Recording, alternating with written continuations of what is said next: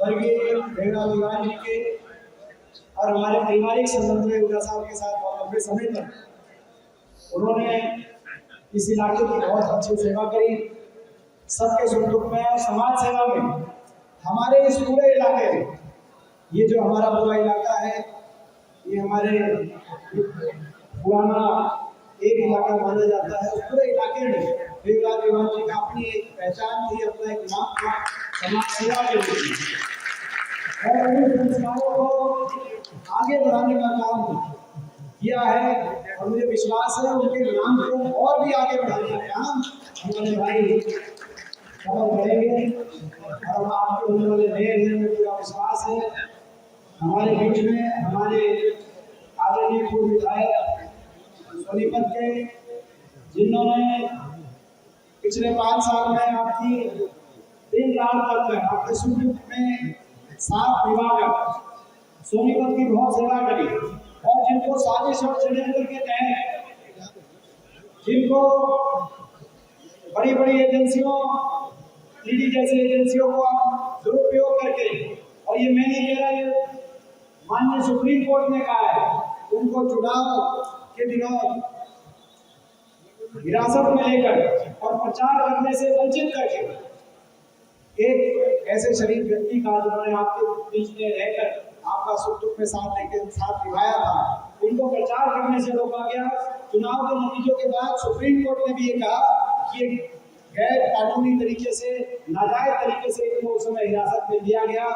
ऐसा अन्याय जिनके साथ हुआ, लेकिन आज हमारे बीच में जो उपस्थित है हमारे भाई सुरेंद्र पवार जी, हमारे आदरणीय जगदीप सिंह मलिक जी, हमारे विधायक बड़ौदा से भाई इंदुराज भानु जी, पूर्व विधायक भाई पदम सिंह दहिया जी, ढाई विधानसभा क्षेत्र से जिनका बहुत बेहतरीन प्रदर्शन रहा, मात्र कुछ फोटो से इस बार उम्मीद है गई, लेकिन मुझे विश्वास है उन्होंने जिस तरीके से समाज सेवा में वो आगे बढ़े हैं और आगे बढ़ेंगे। हमारे भाई हनुमान आंटी जी, हमारे जाट संस्था के प्रधान हमारे भाई सुरेंद्र भैया जी, भाई कमल दीवान जी, भाई मंत्री जी, हमारे बहुत ही आदरणीय अशोक झाला जी और लगभग 3:30-4 बजे यहाँ पे 4 बजे पहुँचे। ये आप है तो थोड़ा सा जो जितना टाइम हमारा था उससे पहले का टाइम उन्होंने जैसे कमल जी ने भी तो कुछ घंटे पहले लाया और कुछ घंटे उन्होंने पहले टाइम नहीं दिया। तो दोनों हम इस बात के लिए जो है दिल्ली से आते हुए सारी जो अपना ISBT के आगे सारा जाम था, दूर बात के लिए क्षमा चाहते हैं, लेकिन फिर भी आपने विचार करी। ये बात इस बात का प्रतीक है कि सोनीपत मेयर के चुनाव में आपने फैसला कर लिया है और कांग्रेस पार्टी के हमारे भाई को आशीर्वाद देने का आपने मन बनाया है। लेकिन सच्चा फैसला है, एक अच्छे कैंडिडेट के साथ देने का आपने फैसला किया है, जो कैंडिडेट अपने आप को साबित करके दिखाना चाहता है, सोनीपत को के विकास में उसको आगे लेके जाने में अपनी एक भूमिका अपनी निभाना चाहता है। ऐसे उम्मीदवार को आपने साथ देने का मन बनाया है। मैं आपका धन्यवाद करना चाहता हूँ। उससे पहले भी चाहे लोकसभा चुनाव आया, चाहे विधानसभा चुनाव आया, आपने आपकी कमी नहीं थी, आपकी तरफ से कोई कमी कसर नहीं रही, आपने बहुत साथ दिया।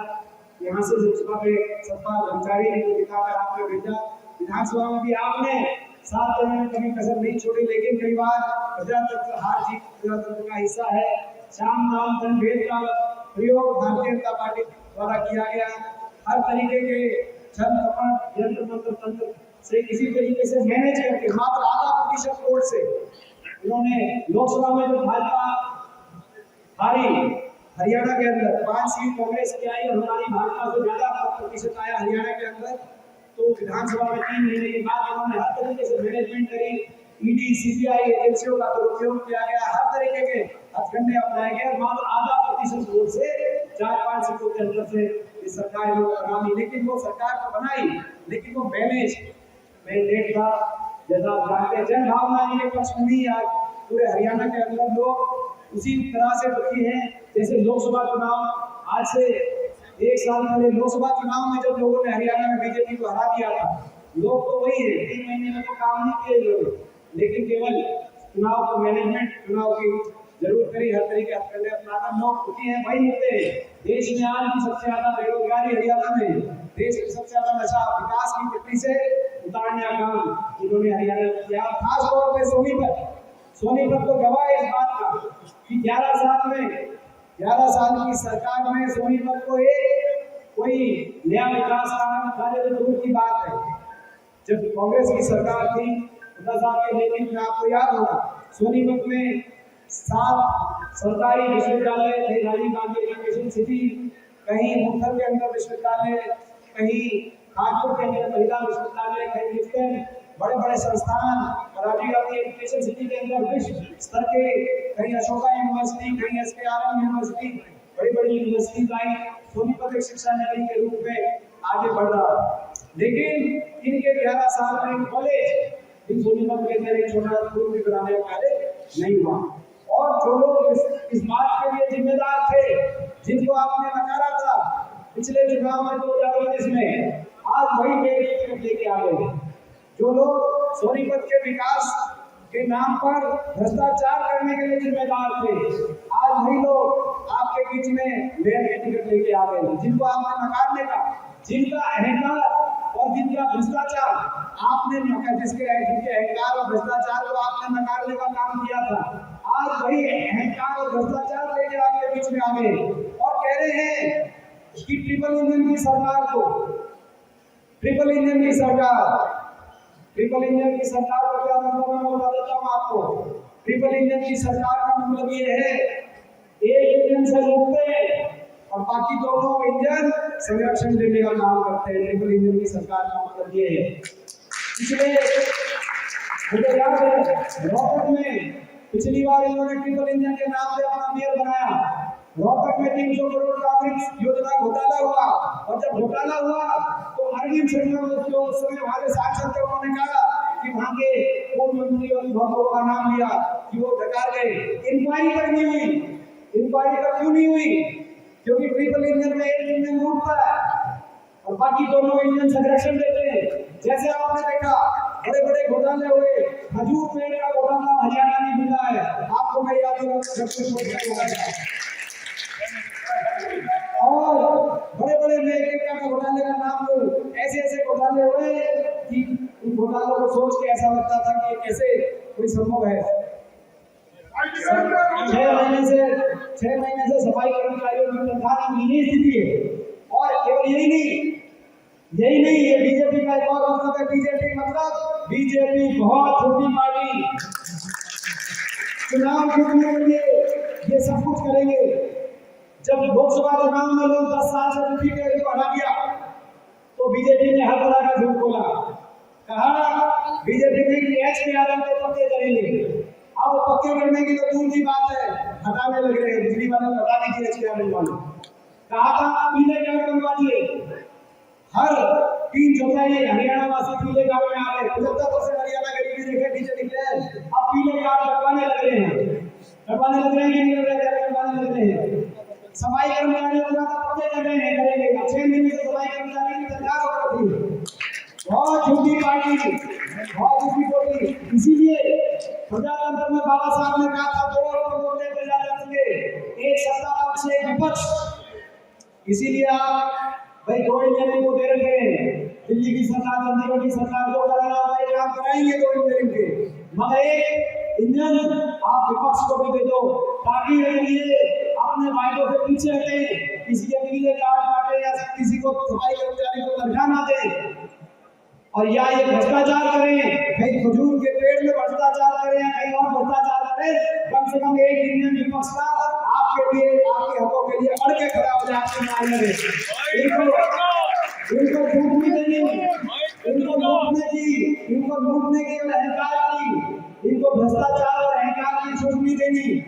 इन्होंने काम करने हैं तो 2 इंजन में काम करने के लिए 2 इंजन बहुत हैं, लेकिन निगरानी रखने के लिए, इनके भ्रष्टाचार और अहंकार पर लगाम लगाने के लिए, इन पर नियंत्रण रखने के लिए एक इंजन विपक्ष को भी देना ताकि विपक्ष आपकी आवाज उठाए, विपक्ष लड़ाई लड़े। और सोनीपत, ताकि सोनीपत के अंदर एक मैसेज आए।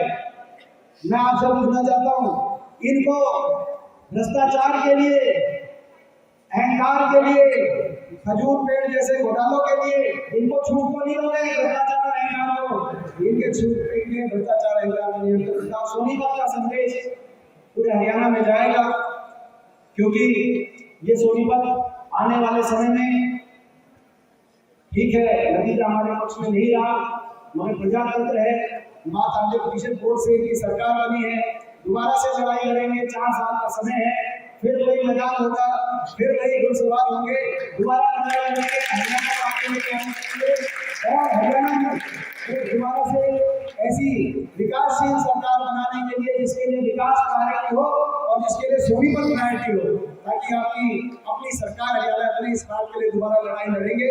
तो मैं सभी अपने सोनीपत के कार्यकर्ताओं से कहना चाहता हूँ कि कोई बात नहीं, जो हो गया उसको भूलो, मायूस होने की जरूरत नहीं है, दोबारा से लड़ाई लड़ेंगे और उस लड़ाई की शुरुआत मेयर के चुनाव से सोनीपत में एक साथी जैसे 2020 में मेयर का चुनाव हम जीते थे, जैसे लोकसभा चुनाव जीते थे, एक चुनाव में थोड़ी बहुत इन्होंने अपनाकर 6 से थोड़ा बहुत इन्होंने मैनेज कर लिया, तो क्या हुआ, जैसे पहले 2 चुनाव जीते थे, ये चुनाव भी जीतेंगे इस बार जो है हमारे भाई कमल आप सुनना चाहता हूँ मलिक साहब कि भाई कमल के लिए ये जो 3-4 दिन बचे हैं आप सबको लगना होगा, जो आज यहाँ पे उपस्थित है उनसे भी मैं आग्रह करना चाहता हूँ, और जो लोग उपस्थित नहीं है लेकिन जिनके पास संदेश जाएगा, चाहे वो यूट्यूब के माध्यम से, चाहे वो व्हाट्सएप के माध्यम से आज का हमारा संदेश जाएगा, उन साथियों से मैं कहना चाहता हूँ भाई आप सब लग जाओ, आप सब लग जाओ।